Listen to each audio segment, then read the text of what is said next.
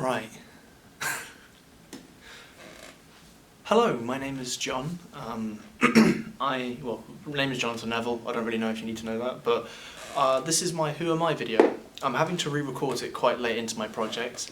I won't reveal how late, but I'm having to re-record it because the original video I can't find.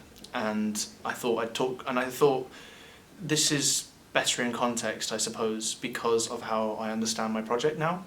Because initially it was entirely about education, and I'll explain the basic concept of it, because this is the who am I and the things I'm interested in, and I'm interested predominantly in the progress of technology, and I would have loved to have done something specifically about technology, but I did that at the end of last year with my F&P in 2021 called Happy Happy, which shows two instances of addiction, both using technology. So one person has illegal e-drugs, which are basically chemicals that help you go into trance states, and then another person uses VR headsets, which inject similar chemicals to stop your body function, so that way you can immerse yourself in this world without talking and moving in the real world. If I would have gone back, I would have probably betterly explained how that worked, because it is just sort of like, this is it, this is the rule, and it doesn't tell you how it works. That's probably how I'd change it. But here I am to tell you about this year's project, and I wanted to talk about mainly the future of education. I thought I heard someone open the door. But I'm very interested in how things are going, because since COVID we've had to be completely reliant on technology through online calls and stuff like that. And predominantly I wanted to explore how all of this stuff that currently benefits us could go wrong.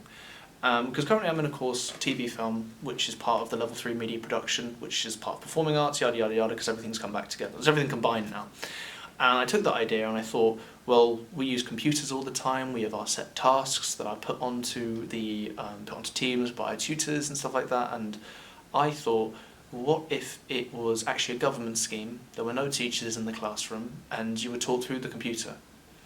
And my interests from this are mainly because I watch a lot of dystopian fiction. I love dystopian fiction. It's so interesting just to learn the future. Like, one of my favourite TV shows that came out in the last few years is Years and Years, written by Russell T Davies, who's one of my writing heroes, I would probably say. You should never really make someone a hero, because they could easily disappoint you. But I would say he is up there, at least, in terms of who's influenced my work and the things that I've done in my life. And well, yeah, overall, the progression of this is down to trying to go to extreme lengths, because the last time it was two examples of which one's worse than the other. One's legal, one isn't, and you can see parallels to how we have got alcohol, that is a legal drug. Obviously it's measured, and in some countries it's quite bad to, like in Norway, if you get a drinking fine, it's really, really bad, especially if you're drink driving, it's really, really bad. You can get fined a lot, or you can go to prison straight up, whereas here it's, you can get a fine and stuff like that. But overall, that was the idea of, little parallels here and there. This time I wanted to take everything that's helping us and turn it on its head. So we've got the computers in this world, in this script, that unfortunately I couldn't produce into an audio drama or a film because of a time crunch. But it's about 20-something pages, and it explores these two characters, yet again, who are in this, in 2042, in this education system, which is like college, but it's sort of shown to be more of a sixth form, where everything's coursework based, because the course that we do right now is all coursework based, and that helps me a lot because, well, it's weird, I'm not bad at exams, but I panic, as a lot of people do. It's not just exclusive to me, but a lot of people panic. And when you're doing written tasks and uploading them to a deadline, you know what you're doing, and it's about the work you do rather than the memory you have. And I thought, that's a good thing, that's the thing. But then I talked to a few people through my research, many people who had different opinions. They said that there can be things that you need to know just in general. So some tests can be good, but having it in your entire future determined on how good your memory is very, very dark. And it's very 20th century, and 19th century-esque, because it's a system that was built in the 1800s, mid-1800s or so. And yeah, so we have these characters where everything's coursework based. There are no teachers. There are only authenticators who sit there, and their main job is to tell you to work. Just like, you carry on. We'll check through what you're doing, but overall we don't know what you're doing. And they're just there to fix the computers. So they're mainly mechanics and engineers and electricians, yada yada yada, whatever word you want to put in their mouth. But yeah, that's the general idea of it. And overall, it is something that keys into a lot of different pieces of fiction that I've read. There's a really good series, well, not a series, there's a really good book called The Dispossessed by Ursula K. Guin, I think, or Elwyn, I can't remember. But she wrote a book about a colony on the moon and stuff like that, and it's a very, very interesting story about the future, and it's quite dystopian. And it's weird because it doesn't have any ties to what I'm doing, but its general tone is what influenced me, because I get influenced predominantly by music and stuff like that, and I'll go more into that later on when I talk about influences of what made me want to do this. But yeah, so we have this instance where it's all coursework based, it's all run by the government, it's all a system deployed to basically put you through a meat grinder and spit you out at the end, and then when you're ready to go into the big bad world, you get a job and yada yada yada. In this world, there aren't many people talking to each other. There's not a lot of social interaction. Human interaction is limited. You get to go on break time, but there's a quote in the script where I think one of them said, I'm not going to go out because the last student who was late had all their coursework deleted. So like, punishments is like the coursework you do. One of the punishments isn't to like keep you after college or school or whatever. It's to delete the work that you've done. So it gets put into a system, because we all live in clouds now. Like my phone, I've got a Google Pixel. This, like a lot of other Android phones, even iPhones, can use Google Photos, Google Drive, Gmail. All of it gets stored into a cloud. You've got a hard drive, but a lot of phones are getting less and less storage because we can just pay for more storage online now. I think the battery's going to run out very soon. But yeah, things like that. Things like that, how everything is just monitored online now, and everything can just be put onto a cloud because we've got, unlimited data thinking about it. Although a lot of people have misconceptions about where the actual information goes. The cloud is actually just a stranger's computer. It is a hard drive hidden somewhere in a desert. It is not in the air. It is a real thing. It is a physical little box with loads of other people's information stored into it as well. And that's quite scary to think about. Like, Google Drive isn't private. It's encrypted, so when you upload and download data, no one can get it. But if someone were to hack into those drives, anyone could get that information. That's something I find interesting as well. So I could do something on that one day. That'd be quite interesting. There's an idea for the future. Yeah, so it's just trying to turn what is working for us onto its head and how it could not work for us. Because the amount of times that I've worked online, and it's just really stressful because you're trying to get through to someone when you're not physically in the room, because you learn mannerisms and stuff like that. When you have a camera on, you get insecure because you can see yourself in a camera. Because the way I equate it is, a lot of people get a bit annoyed with students when they're not necessarily here. I'm not bad mouthing anyone, but a lot of people get annoyed with students when they don't put the camera on. And I think it's the equivalent of putting a mirror in front of you when you talk to someone. That's what I would say. Like right now, I find it very easy to talk in front of a camera. I love cameras. I love talking to people, and it doesn't really faze me. But a lot of people, it's just like, whoa, it's like holding a mirror in front of you, and I don't like the way I look.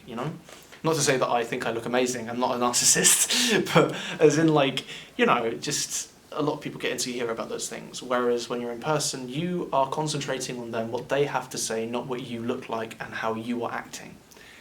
And you're not paranoid about these things. The paranoia is something that can easily be set off with these things, and that's something a lot of people struggle with. I struggle predominantly with trying to get information across online, because you can go onto calls with tutors and stuff like that, but it's not the same as having someone in front of you, explaining you, showing you, and watching how you're doing. Because all that someone can do is tell you how to do something, show you through a screen, but when you go off and do it, unless you do it exactly the same, you won't learn it in the same way. You might find your own avenues, your own ways of doing it, but you won't learn in the exact same way. and they're trying to teach it to you. And I think that's quite scary when you think about it, because it's like, imagine having like an animal which you grow it in captivity, and it gets taught through a screen. That's something that equates to it. Obviously, animals aren't. I mean, subjectively speaking, animals aren't as smart as us. They are quite smart. I'm not bad-mouthing animals, but they are quite smart. But they would fall apart if they had to learn through if they have to learn through the internet, and that would be quite, damning to their ability to talk to people, because you'd only have certain things to talk about. Whereas if you're in real life, you get to learn small talk, you get to learn how to talk to people, you get to learn how to act, what faces to pull, because it's not like I'm going to be talking to you like this and like all the time, is it? So things like that. And well, yeah. Influences, I guess, is what I need to get down to, because I just mentioned earlier about music being an influence. I love listening to things that I've gone really into trip hop recently, like 90s trip hop. I'm really into that because it's very futuristic. Like, it's retrofuturism. I love retrofuturism, where it's something taken from the past written into the modern day, and I love that. I love the trip hop because it's very futuristic, because they're very anticipated. Because a lot of people at the time would be anticipating the 2000s, it being the big, the new era, the new decade, the new millennium, and stuff like that. So that's why it all sounds very futuristic and very, because that's what people wanted to do. And now we've got music which is more beats and stuff like that, and music trends are changing. But yeah, that's what I love about music. And I listen to a lot of TV soundtracks. I love Doctor Who. I listen to the soundtracks pretty much daily. There's not a day that goes by when I haven't listened to a Doctor Who soundtrack. I probably will on the bus later on. But, how long have we been recording for? Bloody hell, 11 minutes. I need to stop talking. But no, things like that, different books. I love the supernatural stuff, but I also like realism. I like the extremes of things. So I will happily watch Harry Potter and enjoy the crap out of it.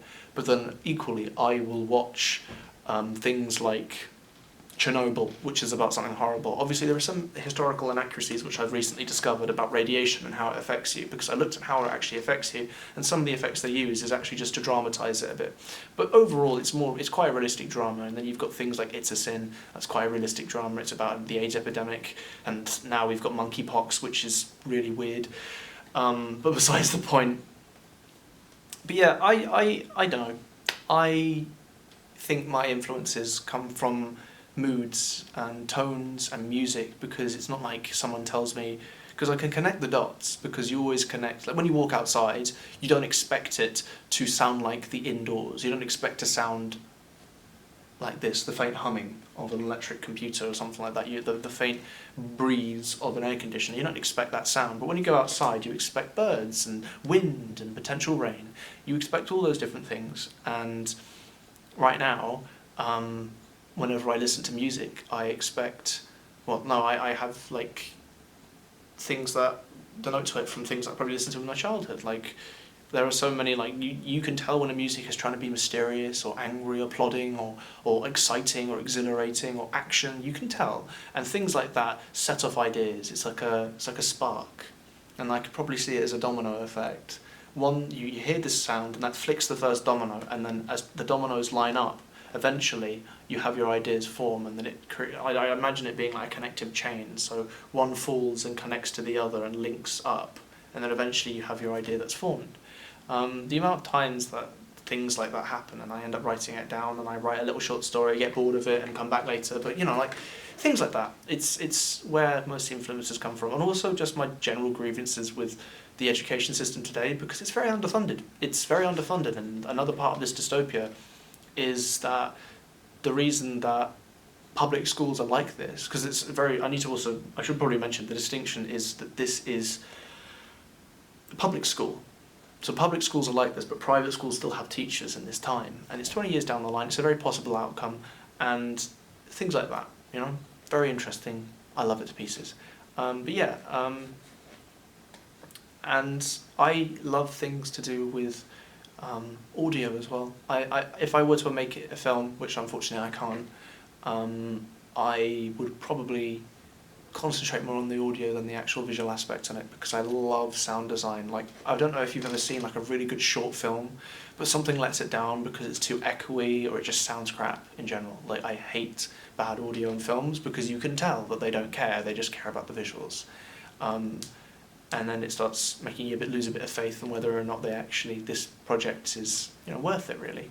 I love sound to pieces. I love it. Obviously, you don't want the visuals to be crap, but sound is very, very important. It makes things sometimes. Like good sound design, like horror. The amount of times you hear jump scares, sound effects, little, like binaural sound is used a lot in horror and things like that. It wouldn't make a horror film very good if you couldn't hear it.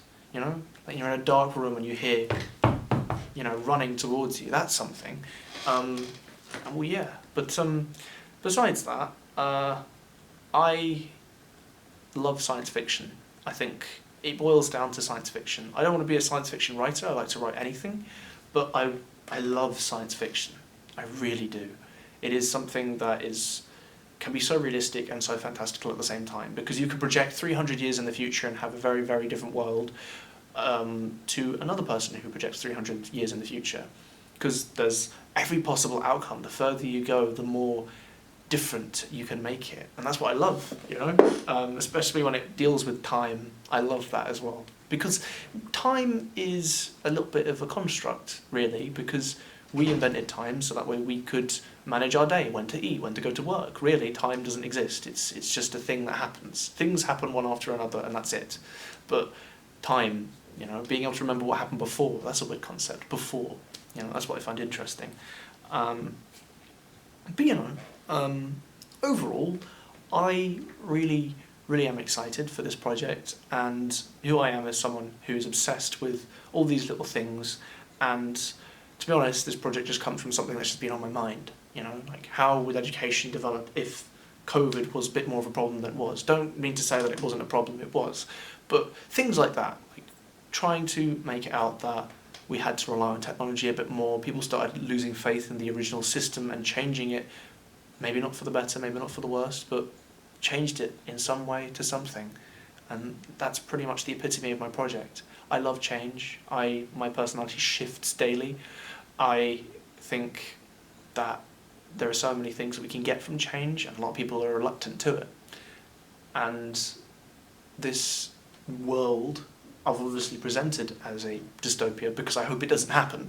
Like, that's not mean to say that this should happen. I need to say I don't want this to happen. I'm not a psychopath. But overall, I truly, truly am excited for the project and the ideas that are going with it, and the characters as well, because a big part of what I like about writing is character development. I'm very bad at building worlds. Well, it's weird. I'm good at building worlds as long as they surround the characters. I'm not very good with building worlds on their own. Like, it's really weird, because if there's no characters in it, I find it just really hard. Like, well, why is this here? What's the point of this? I don't know. It's something I struggle with, and something I can definitely get better at as a writer, because world building is fun as long as it means something to a character, for me. And people. I have so much more fun writing dialogue between people, because a lot of people say that you should minimise dialogue because people don't talk as much as they do, as you might think. But I would argue that that is true, but in order to characterise something, you have to choose the right words, and they have to be a specific person. And well, yeah.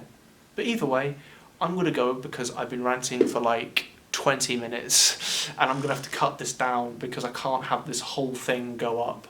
I mean, I could, and just torture you people, but I don't think I will. So thank you so much for watching this. I've been John, this has been my project, and this is who I am. So thank you very much. Bye-bye for now.